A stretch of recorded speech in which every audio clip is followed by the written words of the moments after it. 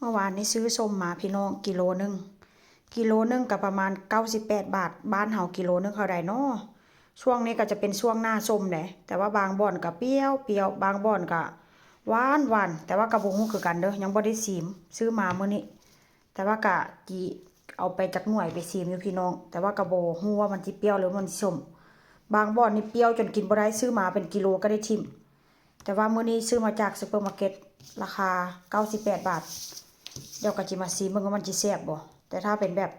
เนื้อแบบนี้นะซื้อเกียงซื้อหรือว่าอันภาษาลาวเนาะบ้านค่อยฮ้องมาเกียงแต่ถ้าซื้อแบบนี้มานี่ค่อยบ่มักเอาเด้